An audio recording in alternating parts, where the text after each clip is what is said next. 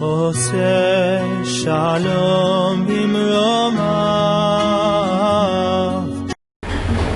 Shabbat Shalom, querida congregación, querida asamblea, Eretov, muy buenas tardes de Guayaquil, Ecuador, para toda América y para todos los hermanos, los amigos, los simpatizantes que nos ven, nos escuchan a través de este canal de YouTube. Un saludo muy cordial para nuestro More Yanit, allá a la distancia en Nueva York. Aquí Yanit, queriéndote, extrañándote, bendiciéndote, y bueno, de alguna manera vamos a compartir a la distancia, aunque sea este nueva Pesach que viene y lo vamos a celebrar. Para todos y cada uno de ustedes, presentes y ausentes, nuestro muy cordial y cálido saludo. Esta tarde, este Shabbat Hagadol, porque es un Shabbat grande, previo al Pesach, tenemos nosotros la parashá número 3, que tiene por título Lech Lecha,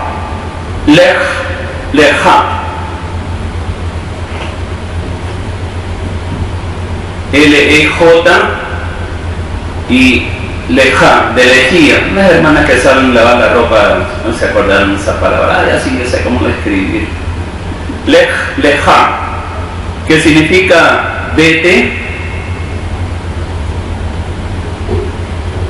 o sal de ti mismo. Otros lo traducen incluso sal de tu misma manera de ser, de una manera literal, ¿no? Ya. Serían estas las tres acepciones más usadas para entender lo que significa esta palabra. Esta parashá la encontramos en Bereshit, capítulo 12, verso 1. Bereshit, capítulo 12, verso 1, hasta Bereshit, capítulo 17, verso 27. Génesis, capítulo 12, verso 1, hasta Génesis, Bereshit, capítulo 17, versículo 27.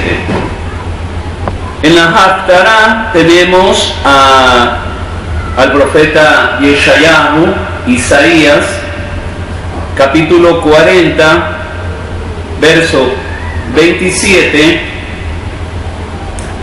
hasta el capítulo 41, verso 16.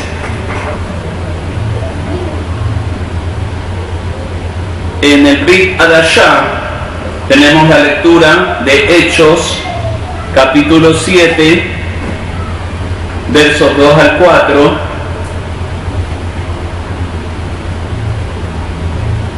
y Santiago,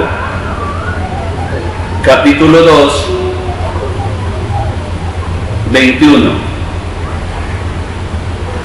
Hermanos amados, los hermanos mayores, la casa de Yahudá, consideran, como hablaba con el Saquén, consideran a Moshe como una de las figuras, una de las personajes bíblicos más importantes de la Torá.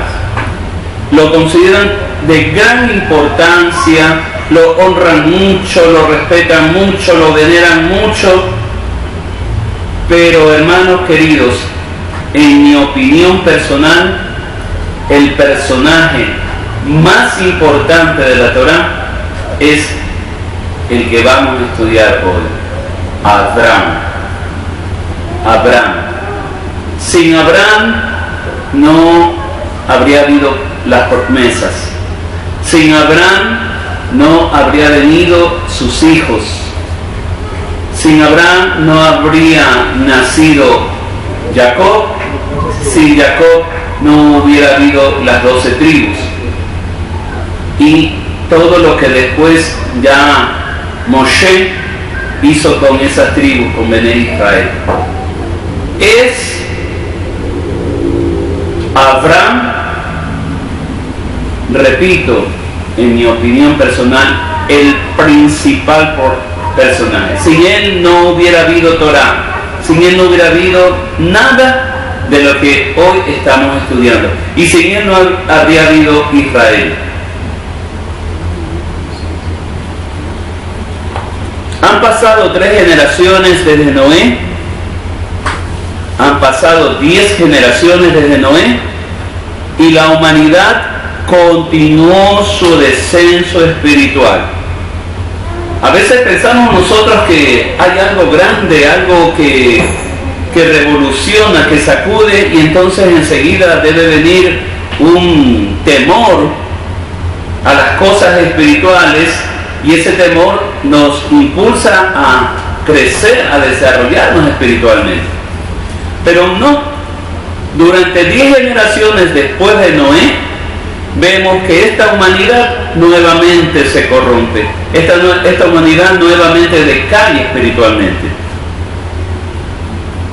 En el año 1948, después de la creación, según el judaísmo, nació Abraham. Y pronuncio Abraham porque está con B ventilabial, Bechik, Bedebac, Abraham. ¿No? Nace en un mundo pagano, lleno de idolatría, y en ese mundo pagano, lleno de idolatría, lleno de tantas cosas perversas, Abraham conoce al Eterno mediante una revelación. Y Yahweh le ordena abandonar su casa, dejar a su familia, su casa paterna, y viajar a un país desconocido en donde el Eterno le concederá convertirlo en una gran nación. Abraham obedece y se pone en camino, llevando a su mujer Sarai, a su padre Taré, según Reina Valera y otras versiones, que más tarde su nombre realmente es Terach, a su sobrino Lot y a todos sus sirvientes. Entonces aquí vemos, hermanos, una gran diferencia. Un hombre que está en un mundo que debería estar sumergido en el mundo, y sin embargo es un hombre diferente, un hombre apartado, y un hombre que tiene una revelación sobrenatural. El mismo Elohim, el mismo Creador, se le aparece y le da la orden de salir de su casa, de su nación, de su ciudad, de su parentela. Y él no reprocha nada, él no dice nada, él simplemente obedece. Según el relato de Esteban, en Hechos 7, 2, 4, Yahweh se le había aparecido a Abraham en Ur-Kasdim, como está escrito: el Elohim de gloria apareció a nuestro padre Abraham cuando estaba en Mesopotamia, antes de que habitara en Harán, y le dijo: sal de tu tierra y de tu parentela y ve a la tierra que yo te mostraré. Entonces él salió de la tierra de los caldeos y se radicó en Harán, y de allí, después de la muerte de su padre, el Eterno lo traslada a esta tierra en la cual vosotros habitáis. Esteban, lleno del Espíritu de verdad, del Ruach Kodesh, confirma, ratifica que es Yahweh quien se le aparece, a él para darle o decirle que le va a dar una tierra, la tierra de Canaán, a su descendencia. Y eso le recuerda a los judíos que estaban alrededor de él, y ya sabemos, lo iban a apedrear, a matar. Les recuerda pues que ellos estaban habitando en esa, precisamente en la tierra de Canaán, que ya en ese entonces era la tierra de Israel. Junto con esta parashá, vamos también a estudiar las 10 pruebas que tuvo Abraham. En ocasiones anteriores hemos leído y repasado y escuchado, pero sin conocer, de que Abraham pasó 10 pruebas, tuvo 10 pruebas a lo largo de su vida. Y las leemos en la Torá, pero no sabemos, no discernimos, no distinguimos esas pruebas. Hay un libro que se llama el libro de Yashar. Es un libro que no está en el canon de la iglesia ni católica ni evangélica, e incluso mismo este libro de Yashar es un libro que solamente lo tienen y lo mantienen los hermanos mayores. El libro de Yashar. Este libro nos cuenta un relato sorprendente, muy casi fabuloso, podríamos decir. Comenta el libro que Terach o Taré, el padre de Abraham, había sido general del ejército del rey Nimrod. El papá de Abraham, según el libro de Yashar, había sido general del rey Nimrod, del rey de Mesopotamia, cuando tuvo a su hijo Abraham. Y por advertencia de los astrólogos, Nimrod había decidido matar a todos los niños recién nacidos de su reino, porque temía que un nuevo rey había nacido y le iba a quitar su trono. Terach escondió a Abraham en una cueva durante 13 años y con astucia le entregó un niño recién nacido de una de sus siervas, diciendo que era Abraham. Así, Abraham pudo sobrevivir al primer ataque contra su vida. Esta fue la primera de las 10 pruebas que tuvo que pasar. La segunda prueba fue cuando Abraham no quiso adorar a los dioses de piedra y madera que su padre Terach servía. También desafió la idolatría del rey Nimrod y por eso fue puesto en la cárcel durante 10 años y luego echado a un horno de fuego junto con su hermano Aram, padre de Lot. Yahweh lo liberó milagrosamente de esa prueba, pero su hermano fue consumido por las llamas. Por eso Abraham lleva consigo a su sobrino Lot, cuyo nombre significa velo. El nombre de Lot significa velo, el que ustedes usan, y que con el tiempo le causaría muchos problemas. Estas 2 pruebas muy interesantes, fabulosas, podríamos decir, que están anotadas en este libro, también podríamos decir, usando la lógica, el pensamiento más racional, que tiene cierta incongruencia. Porque si fuera cierto que Tarek escondió a Abraham en esa cueva durante 13 años y después salió, y después Abraham se rebeló y no quiso adorar los ídolos. Nimrod lo puso otra vez en la cárcel y lo quiso matar. Tiene para mí inconsistencia, algo no cuadra, como dice Robertito a veces, ¿no? Porque hermano, este rey Nimrod no era un rey bueno, justo, amable. Si Abraham hubiera sido expuesto, como aparentemente fue, ya 13 años después, Nimrod no hubiera mandado exactamente a la cárcel a Abraham. Nimrod hubiera inmediatamente ordenado matar a Tarek por haberlo traicionado, porque eso era una mentira que hizo Tarek ante el rey. Lo engañó ocultando a su hijo en esa cueva.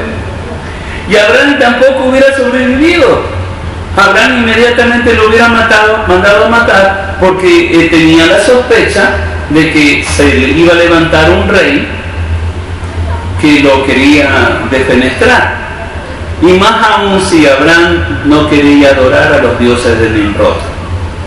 Entonces, en mi opinión, como que algo no cuadra en este relato. ¿Ya? Ok. Pero esa es de acuerdo con la tradición judía. Queridos hermanos, la primera experiencia espiritual profunda que tuvo Abraham después de haber obedecido al Eterno al salir de Mesopotamia fue una aparición en Shechem, o lo que esa reina embustera dice como Siquem. Ya sabemos que, Siquem sí me acuerdo, claro, está en la reina embustera, que pone nombres embusteros, y bueno, no quiero decir más. El nombre verdadero y en hebreo es Shechem. Shechem. Y si ya saben pronunciar la She, entonces ya saben que empiezan con SH y termina en J y termina en N. Shechem. ¿Qué significa? Muy bien. Ya vamos por allá, mi Roy. Entonces, Abraham tuvo una aparición en Shechem y en Moré. Moré, una palabra que sí la conocemos también. Moré. Escribe, por favor. Shechem significa hombro, significa cerviz, o sea, la nuca, cerviz, nuca. Entonces, esas tres palabras significan Shechem: hombro, cerviz, nuca, en relación con levantar una carga. En relación con levantar una carga. Entonces, cuando uno levanta una carga, entonces utiliza el hombro, y si es una carga más pesada, puede utilizar los dos hombros, o incluso hasta ponerse y todo lo que es hombro y nuca, utilizar para levantar esa carga. Eso es lo que yo quiero que ustedes tengan muy en claro, porque esto guarda un simbolismo. No vayan a pensar que no. Todo tiene un propósito y un simbolismo. Ya sabemos que Moré significa maestro. Esta experiencia lo marcó tanto que tomó la decisión de edificar en ese lugar un altar. Querido hermano, te pregunto yo, y quiero que te preguntes tú también a ti mismo, ¿cuál ha sido tu primera experiencia espiritual? ¿Has tenido tú una verdadera, una profunda, una real experiencia espiritual con Yahweh? Tenemos, ¿cuántos años? 18 años vamos a caminar, ¿verdad? Sí. 18 años caminando con el Adón. caminando, gateando, tropezándonos, pero 18 años, ¿verdad? Así es, amén. Y eso es lo que a Adón le gustaba. Bueno, cambio. Pero yo te vuelvo a preguntar, ¿has tenido tú una revelación profunda con Yahweh? ¿Te acuerdas tú cuál fue esa primera revelación que tuviste con el Eterno? Hermano Magdalena, ¿usted se acuerda? Su primera revelación profunda, su primer contacto con el Adón. Robertito, ¿te acuerdas? No, te pregunto si te acuerdas o no te acuerdas. Ah, tienes que buscar en el baúl de los recuerdos. Ah, ya. Hermana Janet, ¿usted se acuerda? Sí, me acuerdo que fuimos a con él, con los clarito, con un hablando, con un clarito. Esa fue su primera gran revelación con el Adón. Perfecto, qué bonito. Rosita, ¿usted se acuerda? ¿Usted tuvo alguna? No ha tenido hasta ahora ninguna revelación. No se acuerda. Hermana Elizabeth, ¿qué usted se puso? Hermana Elizabeth, no, todavía está caminando a la luz. Todavía no tiene la revelación. Hermano Mario, si usted ha tenido, sí se acuerda, su primera gran experiencia, sí la conoce. Amén, aleluya. Hermana Esperancita, usted se acuerda, su primera experiencia profunda, reveladora con el Adón. ¿Sí se acuerda? ¿Ah? En el día de su bautismo, de su bautizo, perfecto. Bueno, la hermana Santita, no sé, desconozco si haya tenido esa experiencia, esa revelación. ¿Un sueño te olvidó, hermana Santita? No, ya la hermana Esperanza, un sueño. Ya. ¿Y la hermana Datia? El sueño de que la guava y con el chakra, el que brillaban, pero así como que, o sea, Un fuego grande que salía de allí. Ya, correcto. Bueno, cada uno entonces tenemos nuestra primera gran experiencia en que nos revela a Él quién es, ¿verdad? Amén. Tenla ahí guardada, no la vayas a dejar a un lado. ¿Correcto? Amén. Ahora bien, viene. Aquí Abraham fue tan grande, tan profunda, tan conmovedora, que cambió la vida de este varón. Esa experiencia. Porque él nació en un país pagano donde habían ídolos, estatuas, había todas las cosas, y de improviso se le aparece el mismo Elohim, el mismo Creador. Nadie de nosotros nos podríamos imaginar esa experiencia. ¿Qué hace Abraham? Abraham levanta un altar. Levanta un altar.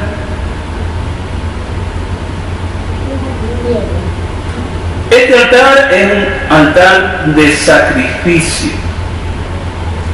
La ofrenda del sacrificio, o también cuando es puesta sobre ese altar un animalito, es quemado, se le llama holocausto. Entonces,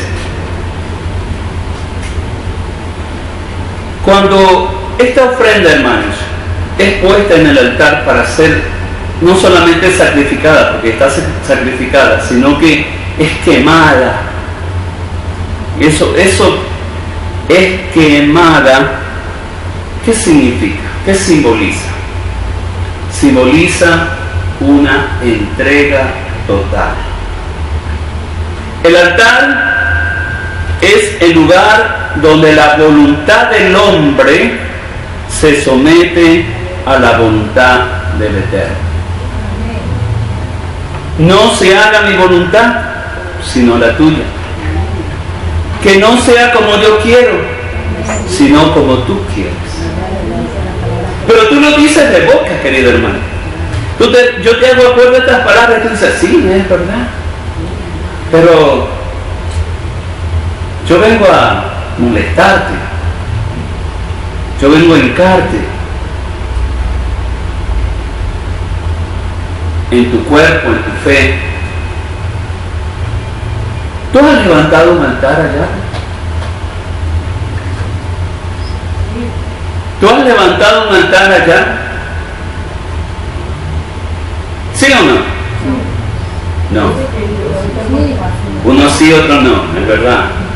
Unos sí, otros no. Yo tengo un rinconcito al lado de mi... Usted tiene un rinconcito al lado de su cama. Sí, porque no tengo No, ya, correcto. Por eso había los reclinatorios en las casas antiguas, donde iban y se reclinaban a orar. Pero yo no estoy hablando de reclinatorio, estoy hablando de un altar. Siempre en mi corazón. Ahora tú vienes ahí y tú me puedes decir con toda razón, ni en la iglesia cristiana tuvimos un altar aparte del altar principal, ¿sí? Sabemos que el púlpito mayor, ¿no?, era un símbolo del altar. En las otras carpas de reunión, en las otras iglesias, ¿sí?, había una tarima y veníamos, entonces muchos nos arrodillamos y claro, en la segunda, y entonces sobre esa tarima orábamos. La primera también es... Pero no era altar.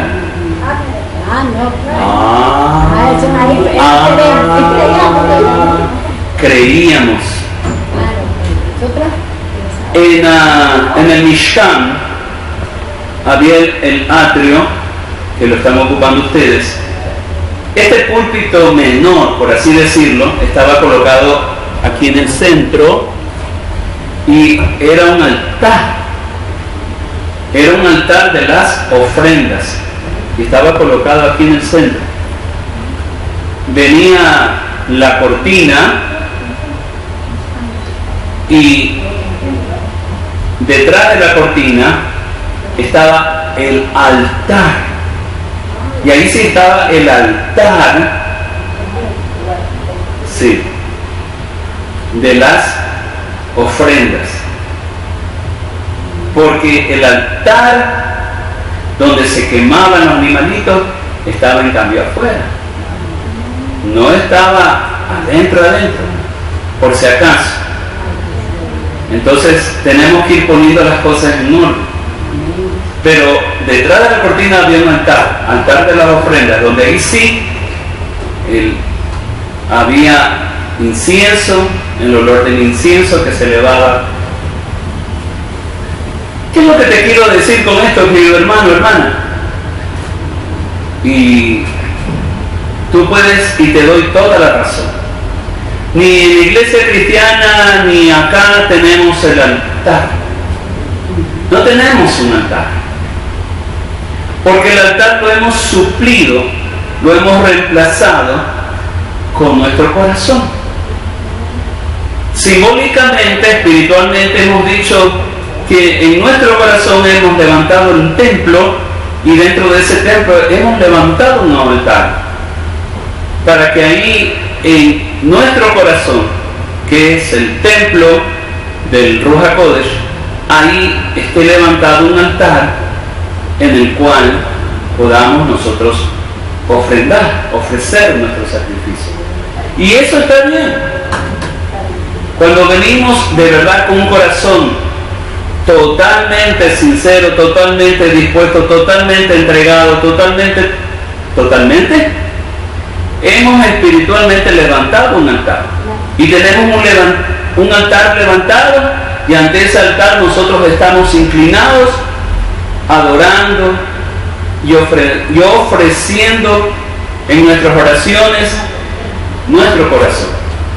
Es nuestro corazón el que ahí en ese altar tenemos que poner nuestro corazón. ¿Y el corazón qué significa? ¿Qué simboliza además de tantas cosas que sabemos? El corazón simboliza nuestro yo, nuestro ego, nuestros sentimientos, nuestros pensamientos, nuestra voluntad. El corazón manda a la mente todas estas cosas. pero el corazón es la fuente, es lo que alberga. Abraham hizo el altar y en el altar ofrendó.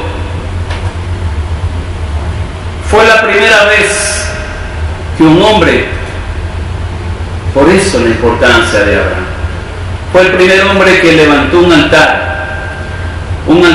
para darle un sacrificio vivo a Elohim. Y me van a decir ustedes, Abraham no sabía nada. No. Vamos a ver por qué él llega a un sitio que está entre Shechem y Moré. Hermano querido, ¿qué es lo que te quiero decir con esto? Yo te quiero decir con esto que podemos estar sentaditos allí, podemos estar escuchando la alabanza de Yahweh, y podemos emocionarnos y llenarnos del ruach cuando estamos adorando y alabando a Yahweh. Pero Él quiere que cada Shabbat tú vengas a hacer un altar aquí. Aquí está el Mishkan, pero aquí falta un altar. Aquí falta un altar. Y no tenemos el altar pequeño de las ofrendas, de las ofrendas quemadas, de las ofrendas del holocausto, porque ya somos nosotros los que tenemos que venir a ofrendarnos. Amén. Nosotros, nuestro yo, como Abraham hizo, entregar nuestro yo, entregar nuestra voluntad, entregar nuestros sentimientos, entregar nuestros pensamientos, entregar todo. Amén.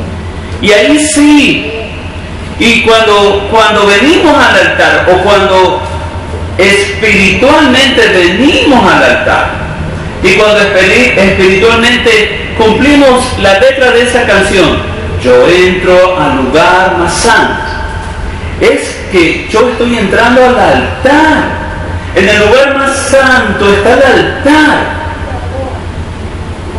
Y ese lugar santo es lo que tú y yo tenemos que venir a levantar y a ofrendar. A Adón no le interesa cómo cantes. A Adón no le interesa que cantes desafinado o no desafinado, porque lo puede entender. A Adón lo que le interesa es que le entregues tu corazón, que le entregues tu voluntad, que le entregues tus pensamientos, que le entregues todo tu ser. Cuando tú haces eso, cuando hagamos eso, entonces ahí se puede cumplir, y ahí entra y es efectiva y es una realidad estas palabras. Porque yo tengo que decir, en ese momento cuando yo he levantado aquí en el Mishkan mi altar a Él, ahí es cuando yo le tengo que decir, ya, no se haga mi voluntad, sino la tuya. Amén. Que no sea como yo quiero, sino como tú quieres. Amén.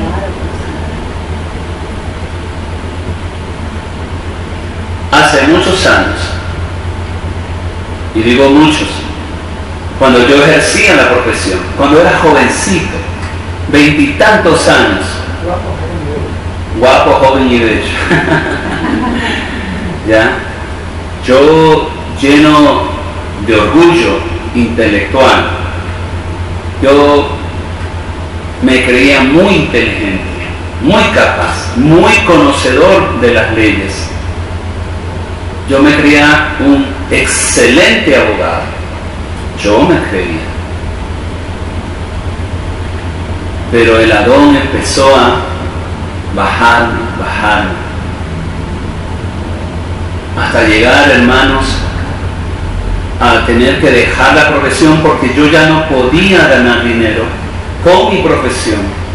Los casos se cerraron, no había clientes, no había ganancia, tenía deudas grandes en mi casa, mi familia estaba molesta, por decirlo en el sentido más suave. Llegué a un nivel en que yo dejé la profesión, me fui a hacer trabajos comunes y corrientes, por así decirlo. Me fui a ser vendedor, me dediqué a ser encuestador en una empresa de encuestas. Yo estaba en el centro de Guayaquil haciendo trabajos de encuestas, y cuando ya se acabó hasta el trabajo de la encuesta, tuve que ir a recurrir a un hermano cristiano, muy buena persona, muy buen ser humano, que tenía un taller de venta y reparación de aires acondicionados. Yo me coloqué, yo le pedí trabajo a ese hermano.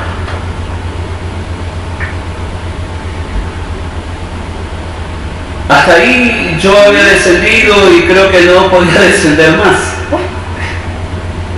Y llegó un día en la cocina de mi casa en que yo tuve que echarme de rodillas a llorar, porque yo estaba quebrado, estaba quebrantado, porque yo estaba partido en toda la extensión de la palabra. Yo ya no tenía ningún chance, no había ninguna oportunidad, no veía trabajo, no veía absolutamente nada. Ese fue mi momento de revelación. En cuando ya no pude más y le grité al Padre, ya no puedo más. Y esa inteligencia de la que me ufanaba no me servía de nada. Y esos contactos que tenía en el mundo de lo judicial no me sirvieron de nada. Nada me sirvió. Y yo en la cocina de mi casa, de rodillas, llorando un mar de lágrimas, yo dije estas palabras. Yo le dije a él, no puedo más ya. Yo me doy totalmente por vencido. Yo ya no sé qué hacer. Yo ya no sé qué más hacer. Y le dije esto: no se haga mi voluntad, sino la tuya. Que no sea como yo quiero, sino como tú quieres.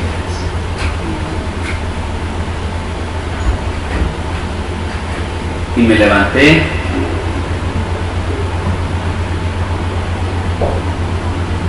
y al día siguiente, cuando fui a ese taller de este hermano, de improviso me encuentro con un coronel de la policía que fue mi alumno, por así decirlo. Yo fui su tutor porque ese coronel, ahorita es el coronel retirado, en ese entonces era teniente, y ya cuando nos volvimos a encontrar que era capitán. En ese momento él era capitán y nos encontramos. Y me preguntó qué estaba haciendo y qué hacía. Y le conté. Yo ya no tenía vergüenza humana, vergüenza de hombre, ya no tenía esa vergüenza que el ego, el yo, el abogado pudo haber tenido en un momento, ya no la tenía. Y le conté. Y yo, como un obrero más, como un empleado más, cargando los aires acondicionados, trasladando. Y ese capitán me sacó de allí. Me embarqué en el carro de él. Venga, quiero hablar con usted, me dijo. Yo no lo quiero ver así, en esa situación, me dijo. Y es un capitán de la policía, un hombre de mundo, hermano. No es un hombre, ni siquiera practica su religión. No es un hombre de principio, no es un hombre de moral, por así decirlo. Él quiere venir acá. Eso es lo que es chistoso. Él también quiere ser judío, dice, pero yo lo rechazo. Y entonces él me dice, usted podría, me dijo así, usted podría gerenciar una compañía de seguridad. Hermano,